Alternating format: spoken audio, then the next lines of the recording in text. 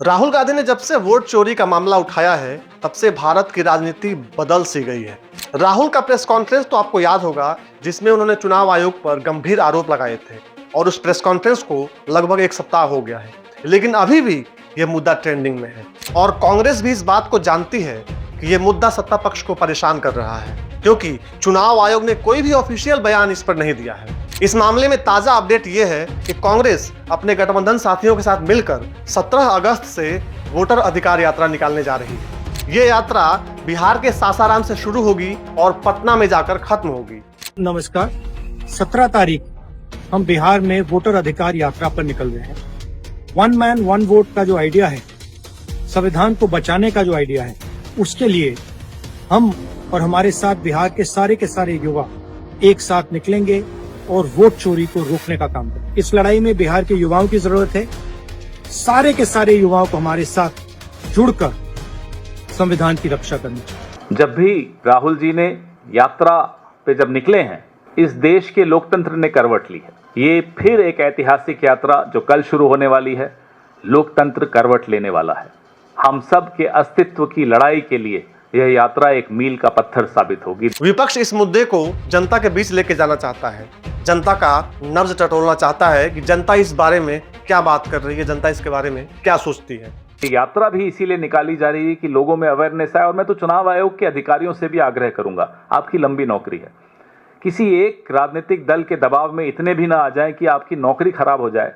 आपके घर में आपकी अगली पीढ़ी आपको सवालिया दृष्टि से देखे, साहब क्या कर रहे हो आप, और अपनी बात रखेंगे, लोगों की बात सुनेंगे, जैसा कि आपने भारत जोड़ो यात्रा में देखा।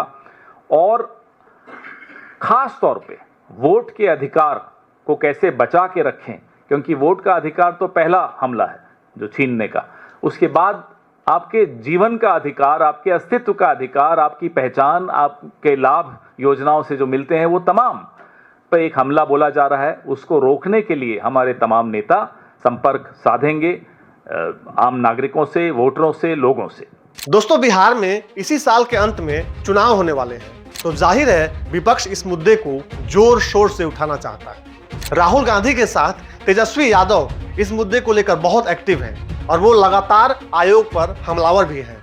खास तौर पे 27 तारीख से ही जब आनंद फानन में 25 जून को जो इसका नोटिफिकेशन आया था, तभी इनके षड्यंत्र को हम लोग समझ गए थे। और 27 जून से लगातार आप लोगों के बीच हमने कई एक बार जो है प्रेस कॉन्फ्रेंस किया।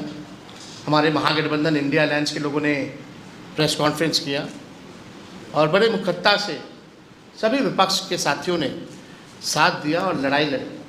और जो देशवासियों ने विश्वास जताया, उन सबको पुनः हम दिल से जो है धन्यवाद देते हैं। आप इंतजार कीजिए, कल यानी 17 अगस्त से ये यात्रा निकलने वाली है।